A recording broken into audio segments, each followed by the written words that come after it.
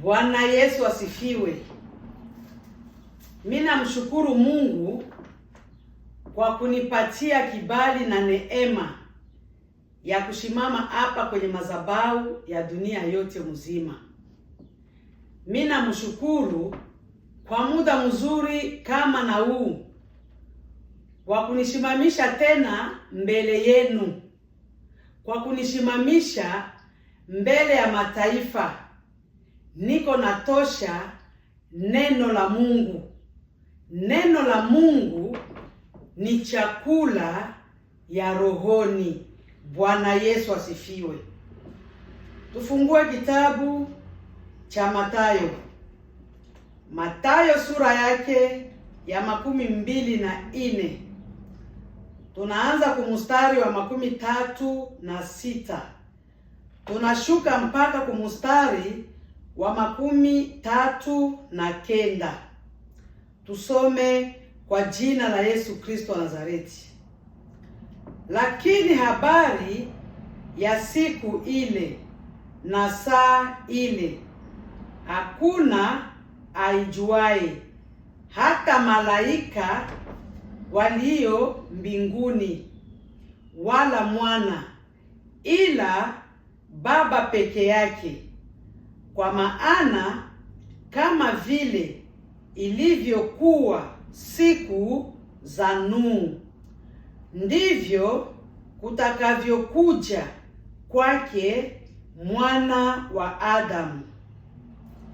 Kwa kuwa kama vile siku zile zilizokuwa kabla ya gharika, watu waliokuwa wakila na kunwa, wakioa na kuolewa, hata siku ile aliyoingia Nuhu katika safina, wasitambui hata kama gharika inakuja ikawachukua wote, ndivyo kutakavyokuwa kuja kwake Mwana wa Adamu.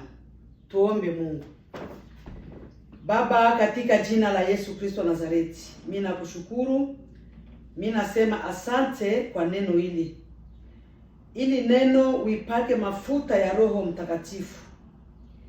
Kila mtoto wako yeyote ule, hawe mtoto wa nyumba, hawe mgeni mwenye anasikia mahubiri ya kumazabao ya dunia yote mzima mara ya kwanza, ili neno lizame ndani ya moyo wao na iwe chemuchemu la uzima na izae matunda, katika jina la Yesu Kristo wa Nazareti mimi naombea neno hili, amen.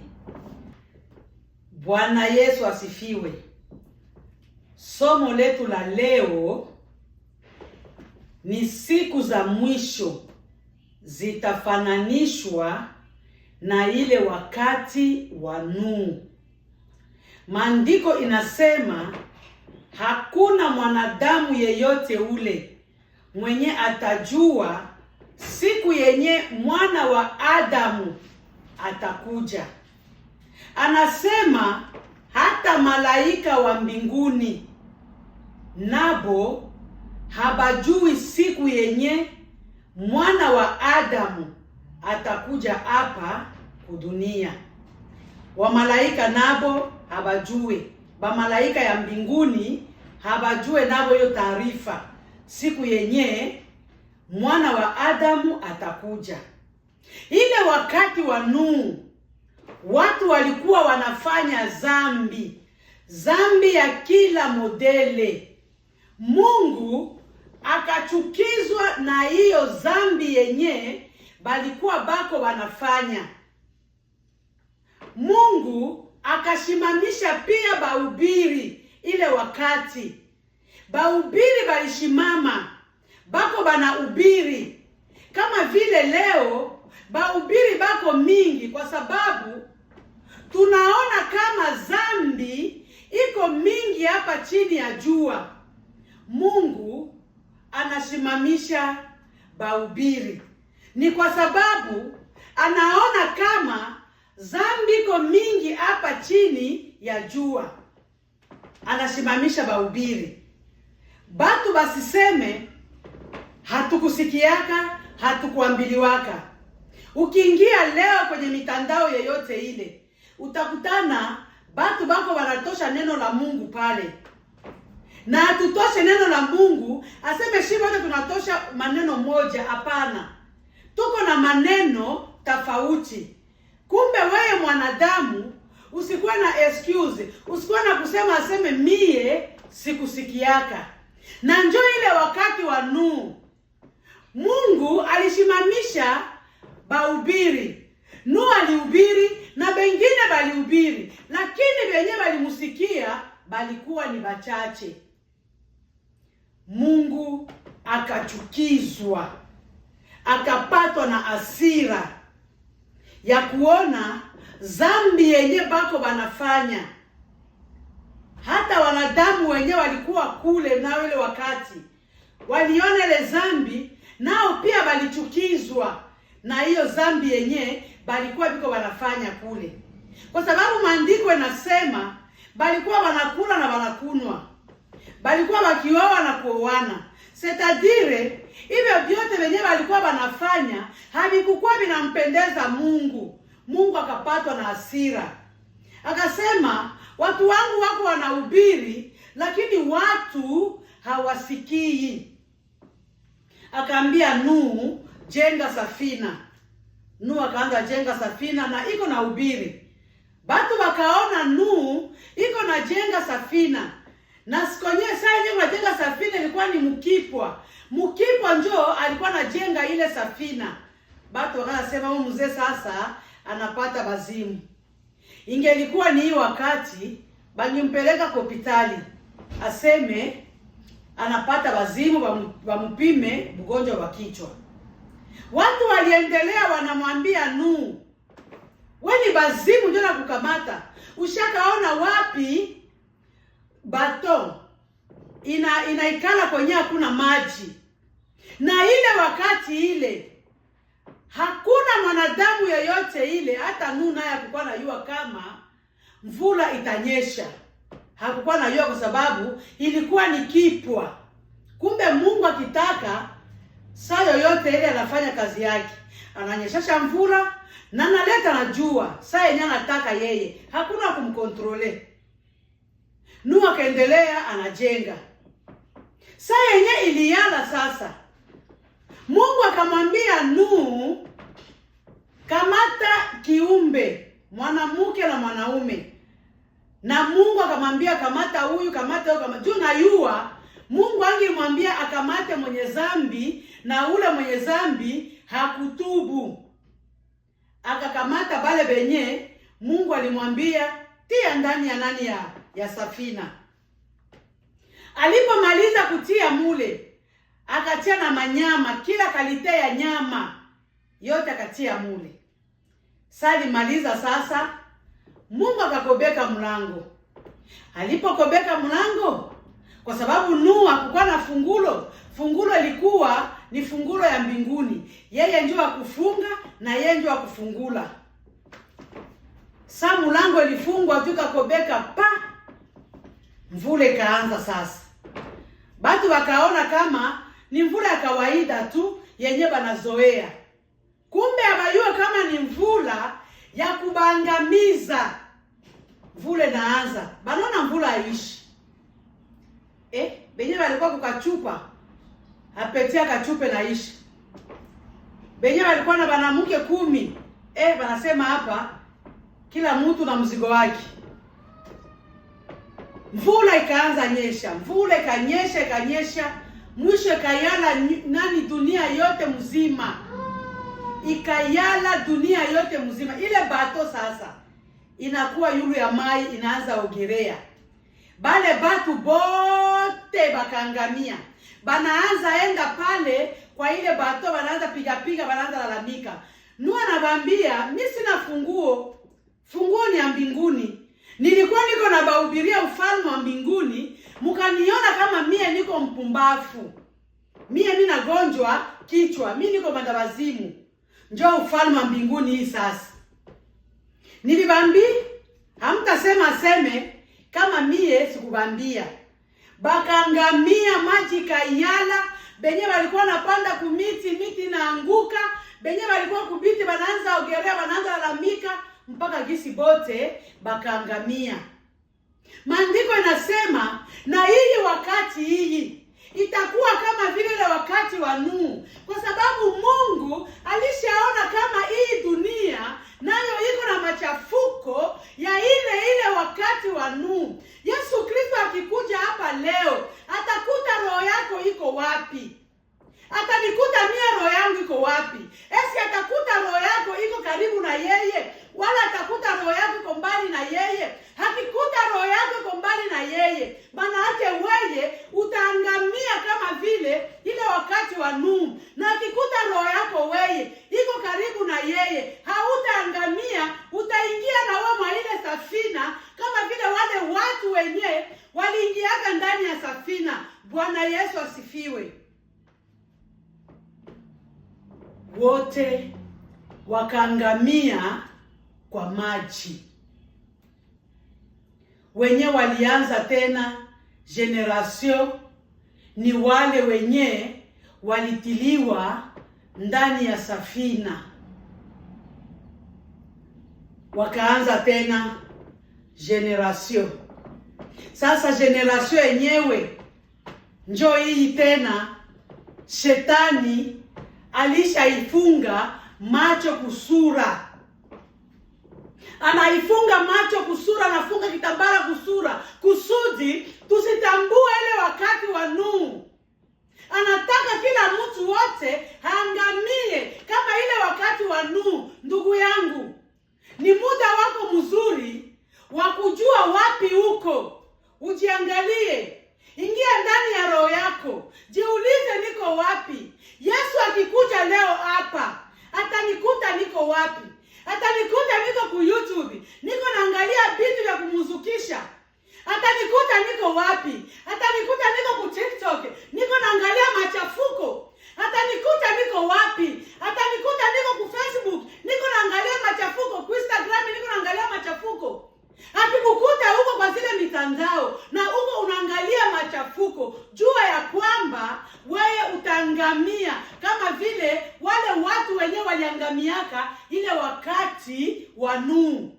Lakini akikukuta kama wewe huko ku Bible, huko ku YouTube, unafocus maneno yako kwa Mungu, ulitubu, ulijiweka safi, wewe hautaangamia kama vile wale watu wenyewe waliangamia ile wakati wa Nuhu. Mimi najua mtasema tangia yenye mulianza sema siku za mwisho mpaka leo tuko. Ndugu yangu, siku ya mwisho iko. Yote yenye naandikiwa mu Bible iko na itafika. Mimi naamini hiyo. Kama wewe huamini sawa, lakini uamini hivi, kama wewe huamini siku za mwisho, uamini kama kifo inakuwaka. Sasa kama kifo iko, wewe unajua siku yenyewe utakufa? Haujui siku yenyewe utakufa. Sasa ile siku yenyewe unakufa, roho yako inakutaniwa huko mzambi, hauyangamia kama vile wale watu wa Nuhu. Hauyangamia kama ile wakati wa Nuhu. Unaangamia kwa sababu hakuna mwenye anajuaka siku yake ya kufa. Kuna bale benye banalalaka tu na banakufa, na kuna bale benye banakwala tu na banakufa. Sasa kama kumwazile magari vile na huko unasema seme tutaenda mbinguni kwa neema. Mbinguni hatuingii kwa neema.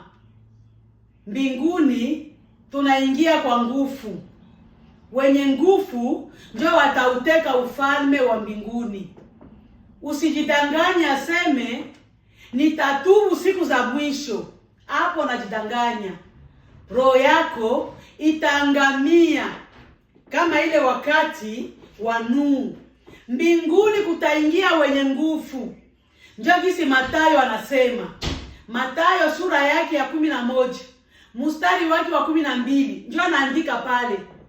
Tutaingia mbinguni kwa nguvu, wenye nguvu ndio wenyewe watauteka ufalme wa mbinguni. Kama weye hauko mwenye nguvu, hautakuingia mbinguni, kwa sababu hauiwe siku yenye utakufa. Mbinguni kutaingia wenye nguvu. Hatutaingia kwa neema. Neema yenye tuko nayo ni wewe kujitambua, niko wapi, niko mchangapi. Ukishayua kwenye huko, unatubu na unaacha machafuko. Weye mbinguni utaiona. Roho yako haitaangamia kama vile wale watu wenye waliangamia wakati wa Nuhu. Bwana Yesu asifiwe. Ni muda mzuri wako sasa, mie na weye kutafakari wapi niko. Wapi niko? Yesu Kristo akikuja leo hapa, atakutana roho yangu iko mbali na yeye wala iko karibu na yeye. Mimi sijui roho yako, lakini Mungu wa mbinguni yeye ndio mwenye anajua roho yako. Tia mkono juu, tuombe Mungu kwa pamoja. Tia mkono juu, tuombe Mungu kwa pamoja. Usisikie haya, hapa chini ya jua sie bote libafanya dhambi, lakini tukipata neema tukatubu, roho zetu hazitaangamia kama ile wakati wa Nuhu. Watu wa Nuhu waliangamia kwa sababu hawakujitambua wako wapi, hawakujitambua kama wako mchangapi. Walikuwa kuraa twende mbele, wakaangamia wote. Wenye waliokolewa ni wachache tu. Tia mkono juu, tuombe Mungu. Asante ndugu, tia mkono juu. Asante kaka, tia mkono juu. Asante baba, tia mkono juu. Sisikie haya. Na yua shetani iko na kuonyesha, angalia umati wa watu. Wewe tunjo mwenye utatia mkono juu. Hataki ukue karibu na Yesu. Anataka uangamie kama ile wakati wa gharika. Tia mkono juu. Asante ndugu, asante dada, asante kaka. Naona watu wengi sana wanatia mikono juu. Mungu awabariki. Mutakuwa narudilia ya maneno yenye mimi nitakuwa nasema. Baba Mungu, nakuja mbele zako. Mimi ni mwenye dhambi. Na kweli sistahili mbele zako. Nataka roho yangu iwe karibu na wewe. Sitaki roho yangu iwe mbali na wewe. Njoo kwa maana mimi naomba msamaha mbele zako. Nataka siku utakapokuja na mimi pia niingie ndani ya safina. Roho yangu siangamie kama gisi wale wenzangu wanadamu kama vile mimi walivyoangamia katika jina la Yesu Kristo Nazareti. Acha nishukuru Mungu, niombe Mungu. Baba, katika jina la Yesu Kristo Nazareti, mimi nakushukuru, mimi nasema asante. Ona watoto wako wote walitia mikono juu. Baba, wanasema hawataki roho zao ziangamie. Wanataka roho yao iwe karibu na wewe. Siku utakapokuja uwakute wako tayari.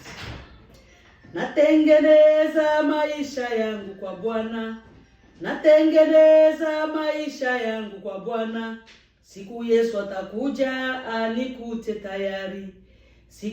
atakuja anikute tayari. Asante Baba, kwa maana watoto wako wametengeneza mbele zao.